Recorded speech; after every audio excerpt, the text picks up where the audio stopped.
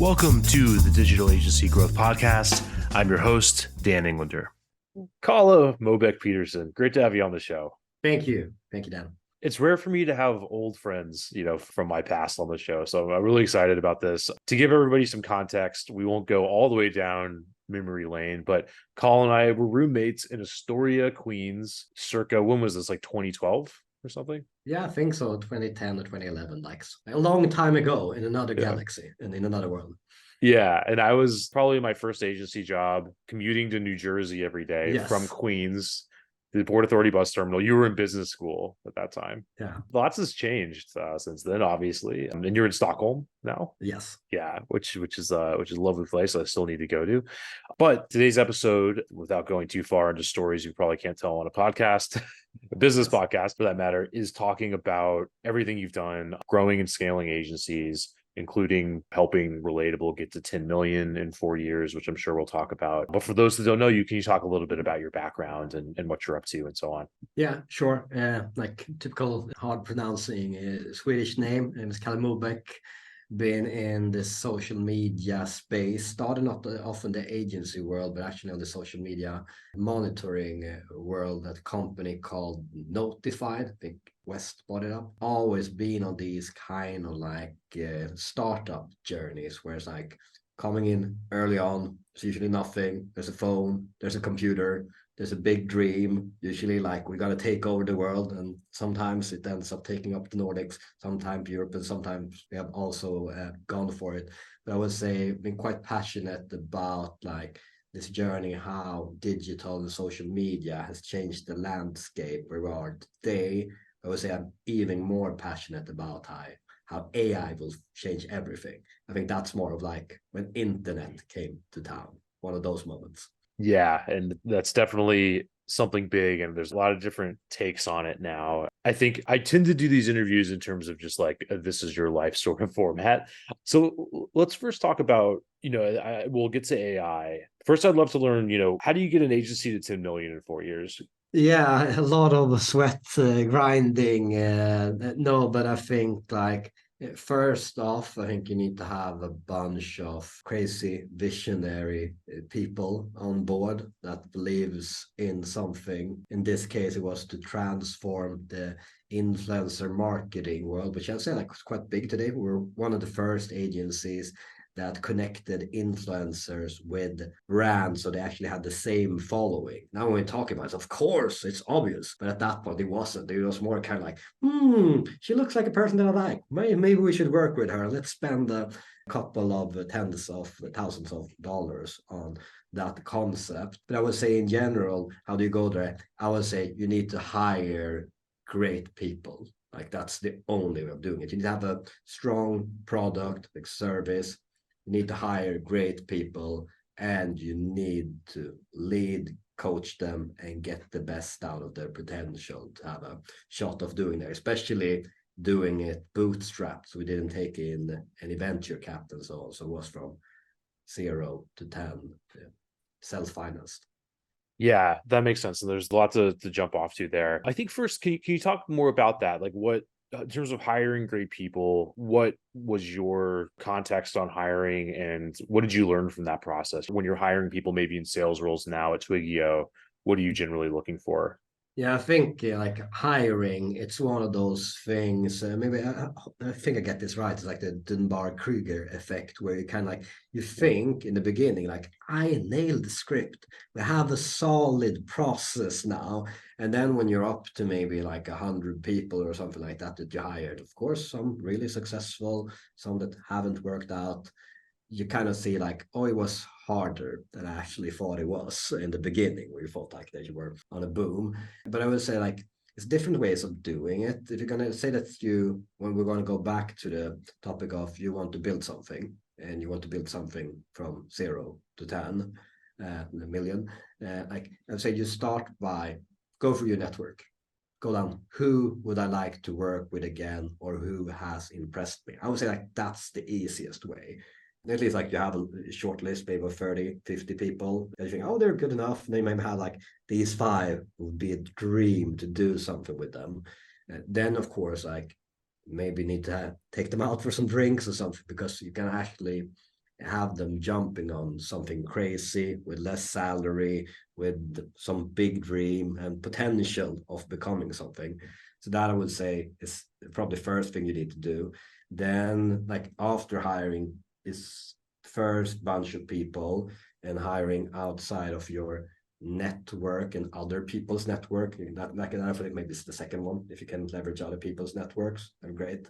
And the third one, when you actually sometimes you don't know somebody that doesn't know somebody, or you enter new markets. I would say you have to have a solid structure on how you hire from A to Z. I've probably done all mistakes. I've been doing everything from like, let's not talk with anybody during the process that interviews the person and just talk in the end and see what happens. Horrible. But I think structured and spend more general in the beginning, kind of like trying to figure out, is this a person that's passionate, that loves winning, that dreams big? I would say like initially, and that you also can dig down a little bit early on, like how do they reflect on their performance at different jobs, and then you go and dig into nitty-gritty details. And I would say would need some kind of case studies for most roles to really filter out, because I have a lot of people that have been good during the process, but they haven't really figured out the case study. And Yeah. I will also say, if they don't get the case study right, don't hire them. Done it multiple times. It has never worked, for me at least. Sorry, what do you mean by case study in that context? Yeah, so good. Like maybe it's a case study, maybe it's a pitch, a case study, Yes. as in like just kind of like some kind of pitch, some kind of task that you have to complete. It should be different hiring, like a head of campaign management, hiring a salesperson, or hiring like a CTO, but there needs to be some kind of skill set test. And Right. based on the main task, what would be the main task for success for this person? Yeah. That you should do a task for that they need to complete. Yeah, and I was just sort of thinking about that too in my hiring experience, and like Dunning-Kruger, which is basically, the more I learn, the less I know sort of deal, is definitely alive and well when it comes to hiring. It's hard to know performance, but I think you can get better at it. I think one thing that I've learned is selling the position, like actually being truthful and accurate, but having some salesmanship with the position is big. And the bar is really low, because I think when you see most hiring rounds, for most companies, they're underselling it and they're not really building a lot of excitement. So then they don't attract the right people. They get kind of the bottom or towards the bottom of the barrel. I see that a lot. The other thing that I've started putting more emphasis on is the power of references, because I think a lot of the times the sort of objection that I hear from managers or from owners of agencies is like, well, you check a reference and of course they're going to say nice things because it's a reference that was given to you. But it's not so much what they say explicitly, but the sort of things they're whispering about the candidate, and I think you can learn a lot from them. So that's kind of how I've been thinking about it. Any thoughts on that? Yeah. No, but I think that's like, if you learn to listen in between the lines, like reflecting back on some hires, that would probably been great. But I was like not that skilled at it yet, I would say. Yeah. So what can you do to say like, I'm not that skilled on listening in between the lines? Call up other people that they know. That's usually the case. If you know somebody else that they know, contact them. It could be a friend, it could be in any setting. That could be worth it. Also reach out to some other person that they might know if you still feel like, oh, I didn't have anyone that I was connected with. Can always ask. And I think that's also, I would say a lot if that's not even close to what they said or the reference that they connect you with. Something is Right. probably really wrong. And I think another red flag I've picked up on is that they can't include any of their managers as references. It's all colleagues, so we've changed our process and say preferably managers. If they can't do that, kind of an issue, not even one. That's a problem. And I think to add to that, like a question you can ask, I ask this guys every first interview, like, so when you get to the end of this process, you're going to be excited, like hopefully you'll get the job, but we'll ask you a question. I will be like, we'll ask every manager that you had in the past, or like if it's been a long career, we'll ask maybe 3 to 5, and I will ask them to rate you of all the hires they've done in their career on a scale of 1 to 10. Where do you think they would rate you? And then you can filter out. Some people actually say like, oh, there was a problem here at this company, was a problem here. And that, at least I said, like, you get a more honest picture where they see themselves. Do they consider themselves to be a 10 or 8 or a 5? You probably don't want to hire somebody consider themselves being a 5.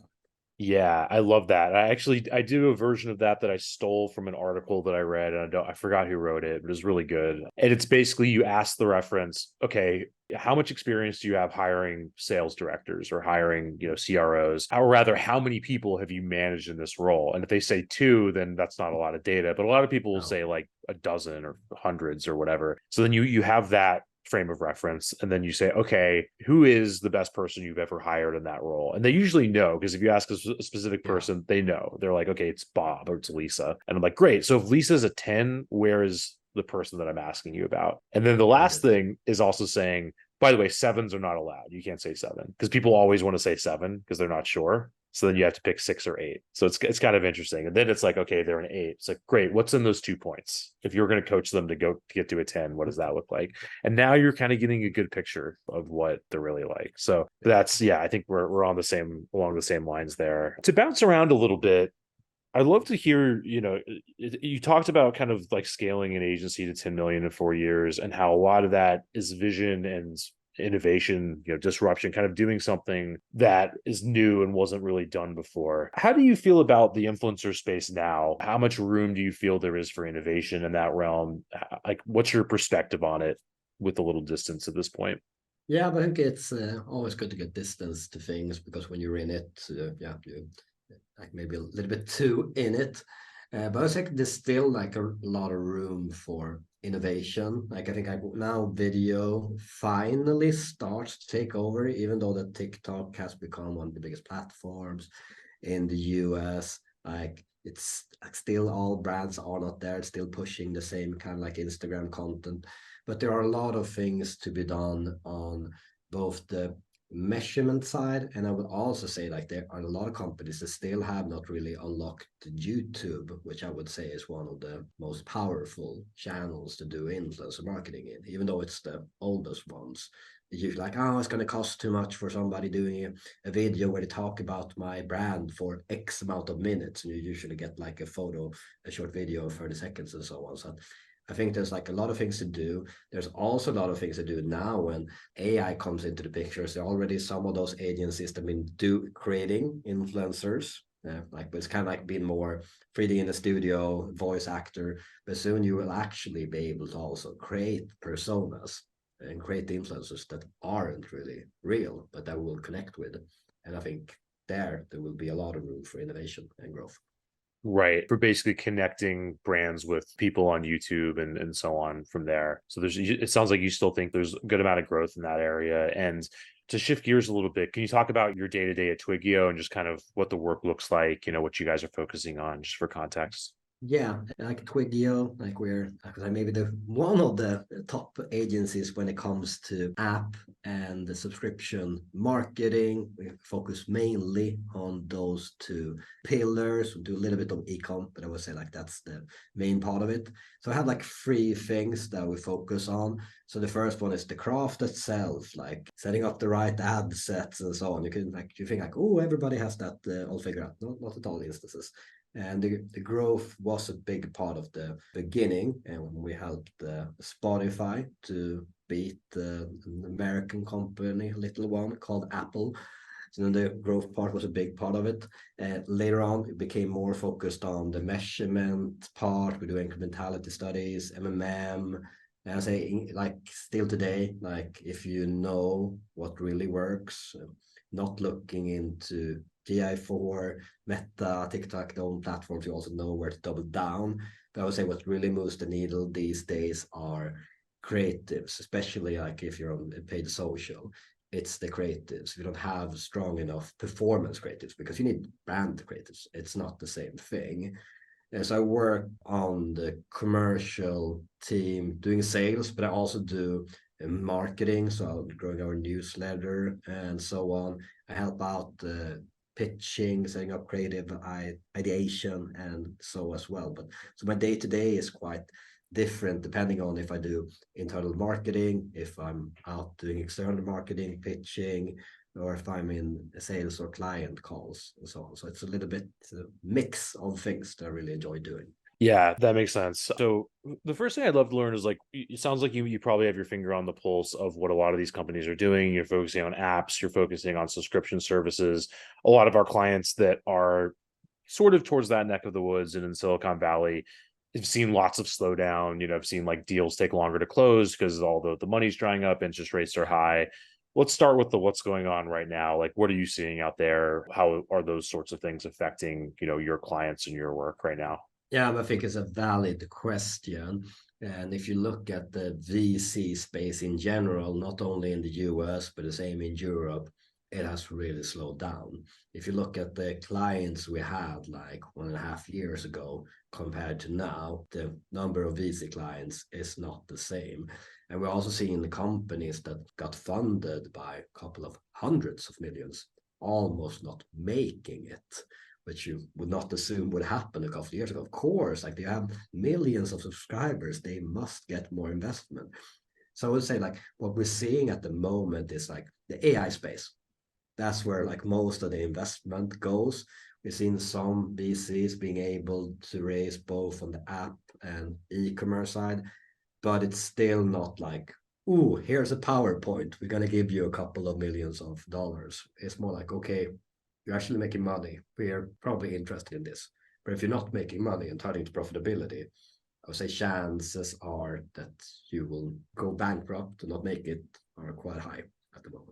Yeah. And to talk about AI a little bit, I think a lot of it, there's always been this sort of separating wheat from chaff element with AI. Like people would throw the words AI into things for years. Like I remember, as early as like 2011, you'd see AI in front of everything. And it seems like the salesmanship of things that are quote unquote AI has just gone up a ton. And I remember like going through all these Yeah. new tools that were in a listicle and playing around with some of them and being like, some of these are kind of cool, but like very few of them are actually using large language models. Very few of them are actually doing something that is new or wasn't available a few years ago. How do you feel about that? Where do you think the interesting new things are actually going on with AI and marketing versus the stuff that's just sort of always been there? Yeah, but I think like maybe as I said, it's always been there. Probably for the innovators, like of course, like GPT, older models has been there, but to the big public, or we should call like the broader marketing world, not really aware of that. And like if you meet with marketeers around to talk about like, oh, have you used ChatGPT? It's almost like, yeah, I tried it once, it was cool. Still haven't really implemented that. And I was like, that's probably like the entry level still. Maybe use it for copywriting, brainstorming, to digest information. That's probably how to get started. But that's not probably super excited for the people like, but I'm an innovator. What could I do? But it's like we have a possibility at the moment where we also can say on the brand side where it's possible to save a lot of bang for the bucks, and also on the agency side to actually sell something that could become quite profitable and clients also will save a lot of money on would be if you double down on the creatives. Like you're like, what? But Mid-Journey, you get 6 fingers sometimes. Yes, you do, but there's a lot of other things that you can do. Kind of like, all those product shoots that brands do, the backgrounds to them, that can be changed quite easily. We actually have one client now where we started off in December to try out like a couple of AI concepts. Like it worked. And now like 72% of all creatives are AI, and the most top performing one is as well. And then we do combination of Mid-Journey, a tool where you go into Discord, a weirdest tool for you haven't used it, where you go into like Discord, another program, and just write in a prompt and pictures appear without any UI. And then we use Runway to animate the actual Mid-Journey creatives to create. And I would say like the good part about this is if you figure something out, let's say that you figure out how to do like you want to do pretend that you do a shoot in New York, Tokyo, and Mumbai, for example. You can just use the same prompt all over again. The same for maybe if you do a flat lay of products and so on. So if you figure things out, you can scale it and you can leave it to any designer to continue on the work, which you can't with a lot of other creative work. Let's face it, building proposals is a pain for most agencies. It drains your time and energy, and the fear of putting in all that effort only to be ghosted by prospects is real. But what if I told you there's a better way? Introducing Smart Pricing Table, the game-changing interactive proposal software designed specifically for agencies like yours. Developed by a former agency owner, their powerful tool cuts down on the back and forth, incorporates upsells seamlessly, and lets you build proposals at lightning speed. No more grinding it out and leaving money on the table. It's time to create a repeatable system where your prospects can upsell themselves. Learn more at smartpricingtable.com/DAG and schedule a demo today. Yeah, that makes sense. It's almost like both from either business or a team level, as well as just like an everyday personal level. A lot of it is just resetting your sort of go-to habits and then going from like, hey, I would used to go to Google and read 3 articles to find an answer to this problem versus going to chat or going to Midjourney if it's visual, it sounds like. And I think for people like, including myself, it's almost like there's this arbitrage rare short-lived superhero period where if you have that habit of just going to chat, you're like coming up with answers before everybody else does, only just because they're not used to doing that yet. So I think we're in this weird little liminal space. Any thoughts on that?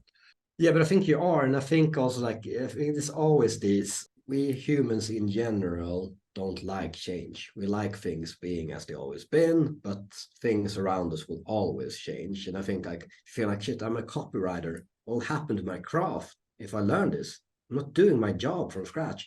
But the thing would be, how do you learn it? If you learn a tool, you will probably continue on being the type of copywriter you will need in the future.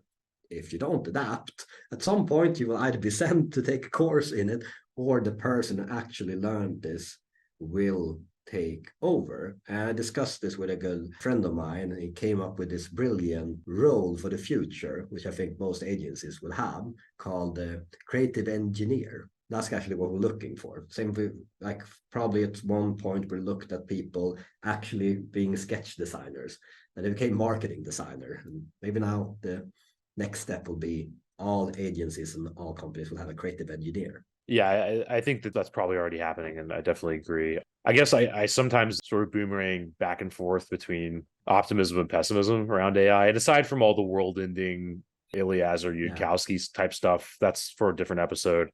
Just thinking about how it'll affect the internet, there's part of me that's like, it'll make things better and it'll empower people and it'll let people solve problems. And there's another part of me that just feels like it's going to make the internet into a Tower of Babel more than it's ever been, very fast. And then if that happens, will it drive people to the old things again more? Like, will you just sort of crave shared experience, live experience more than ever if it just becomes a permanent spam box because somebody's mass replicated noise or repetitive ads or whatever it is? Any thoughts on that? Yeah, but I think I think where we're heading at least, and like looking at like apps that I think are super.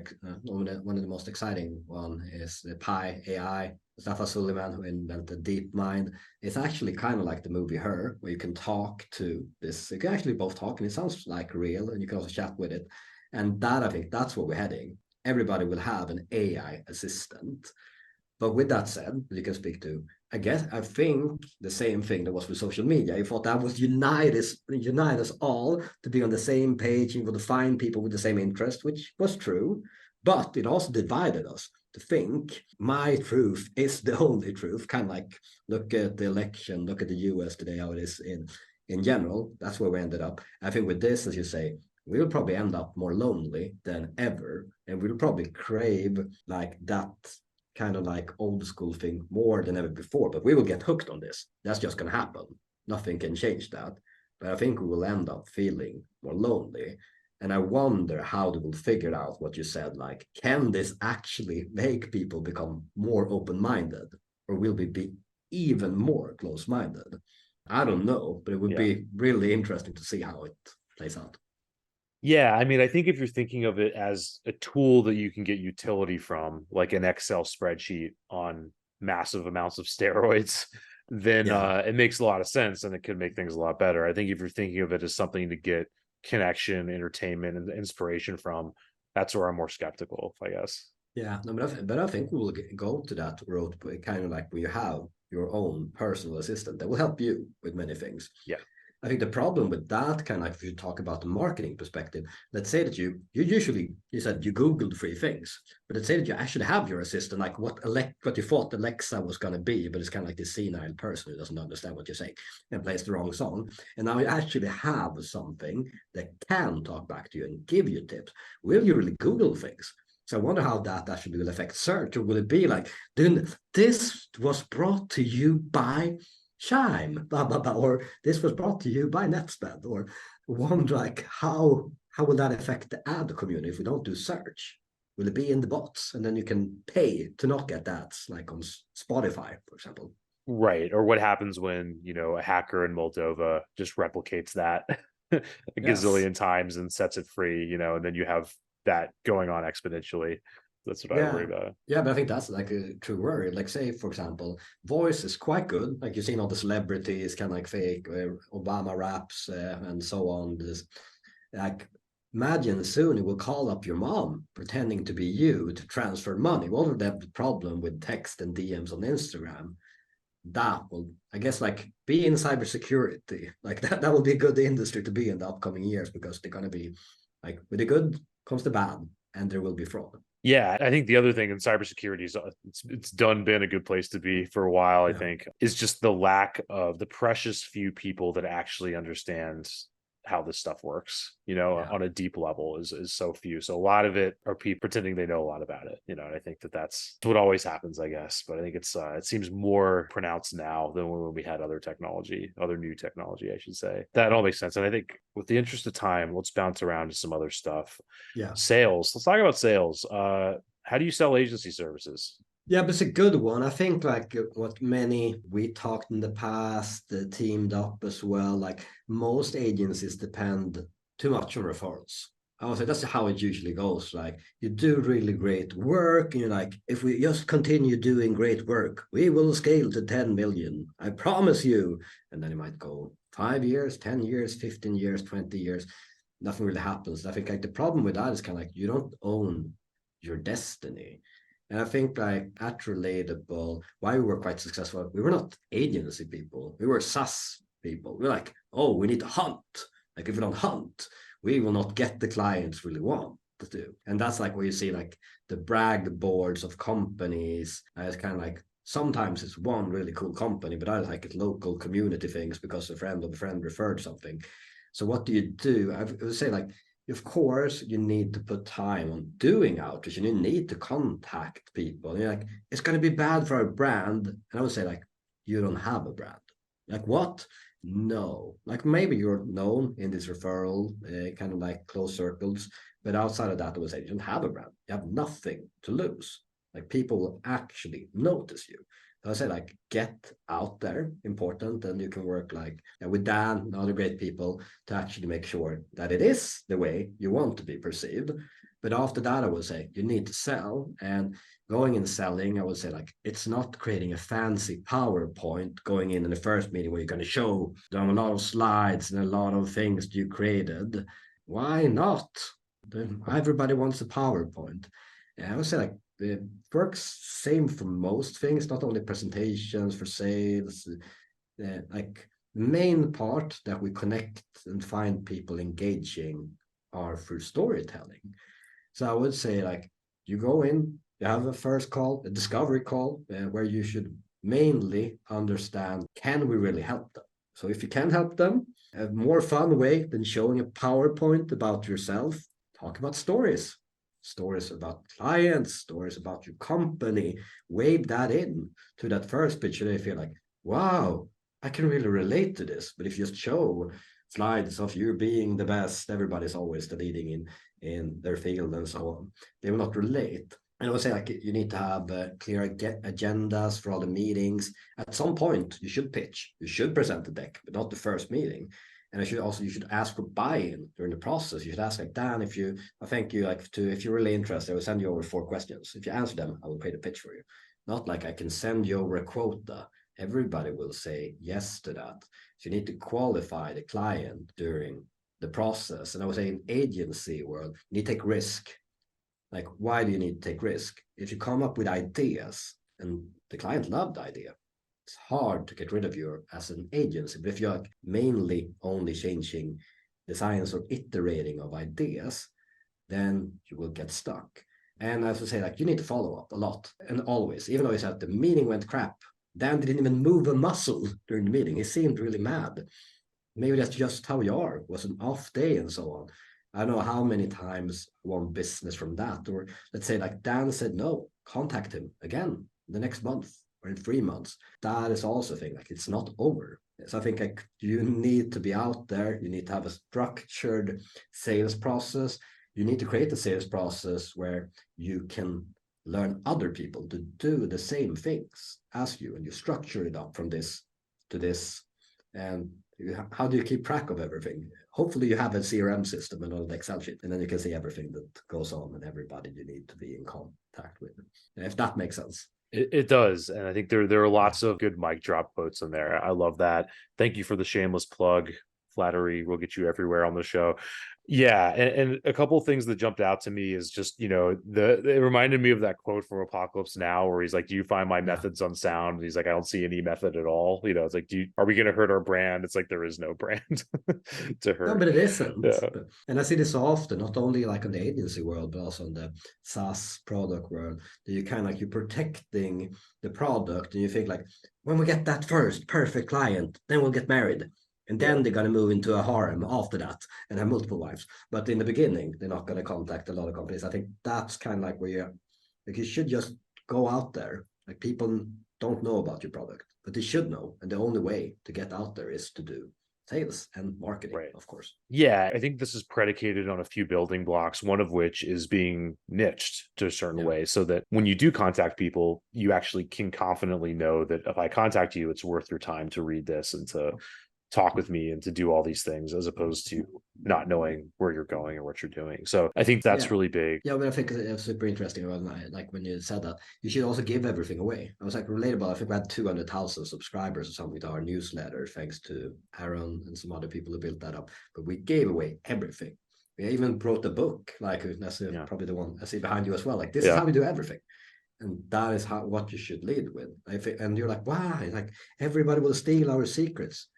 Yeah, but you have to execute again. It's not about how, like, it's not about what you should do. It's how you do it. And that's where your agency comes in and will shine like no one else. But you should give away as much as possible. Yeah, that makes sense. And I think one of the most common questions that we get is, how do we structure the offer to get people to buy in an agency context, right? Because these are agencies have 5, 6, 7-figure engagements, selling to big companies. They can't just snap their fingers and then make a big project happen. You know, you're doing outreach, you're getting on meetings. They're like, great to know you. Great to know what you're up to. We can't make this happen right now. What have you found to work in that situation? You mean when they say no, or how to package? Kind of both. How do you make that first deal happen? How do you package it in a way that gets people to take action in the context of big, complex agency services? Yeah, but I think it's like you really need to break it down to have it super clear. I think sometimes it's kind of like uncertain. It will be this amount of hours and it can be this and this is not included and so on. So I think you should spend time like, okay, this is what you will get. Like, and you can make it really easy. All these things are included. These are the minimum, this is the medium, and this is the big offering. Like, of course, and additional work that is not on this will be X amount hour or will cost you this. I was like, that's probably the easiest way of doing it. But I think you need to be super clear what's included and what's not included. And you should also be quite premium. I would say more expensive than all the other agencies. You should not be like scared of charging for things that I've seen in many agencies. Like, oh, I don't know, the client likes this with. And just say like, oh, we could also do this, but it's going to cost you. And mainly if you provide value, they're going to say like, ooh, yeah, I love that. Just send us the invoice. So I think like if that's combined to the value that you give, you could charge more. And you should not be afraid of charging more. Rather have 3 clients than 30 clients. Or do you want 30 clients? And I think depending on, of course, your business model and so on, that usually scales better if you can provide the value again. Right. Because it costs a lot less. You're not onboarding somebody new. You're not doing all that work again. Yeah. Dan Kennedy has this line that's, why pay less when you can pay more? Basically, Yeah. it's like flipping it on its head, the conventional wisdom. That's great, Kalle. So kind of getting towards the end of our time. What are you excited about? What are you working on over the next few months? Yeah, but what I'm excited about, I'm quite excited to be in the like AI ad space at the moment. So super excited about some of the work that we're doing right now, where we're actually scaling content across different clients, leveraging AI. So super excited about that. I'm also really excited about that creatives are becoming a bigger part of marketing in general. So I'm really excited about that as well. And what more am I really excited about? Hopefully going to the US in the upcoming months. That's I'm also really excited to be back again in New Yeah. York after the pandemic. Haven't been London a lot lately, but not New York. So looking forward to be back in town. Yeah, I'm excited for that as well. And hopefully Yeah. we'll get some drinks. And yeah, it's a gorgeous time to be here right now. This is the best time to be here. So, Kalle, this has been so much fun. Where can people go to follow what you're up to and get in touch and learn about Twigo and all that great stuff? You can, of course, like if you manage or maybe click some link in the description or look at Spotify or podcast link, you can follow me at Kalle Mobeck at going to LinkedIn. That's probably the place where I'm the most active. Twigo, you can go to our website, the Twigo. Yeah, look in the link as well because it's quite hard to pronounce. It's the theme here. Yeah. .se. And you can see some of our work and how we work with clients and so on. You can also follow us on LinkedIn to get a lot of free content on how you should promote the apps and subscription services. Awesome. That sounds great. We'll get all that linked up. Kalle, thank you, sir. Hope to see you soon. Yeah. See you later.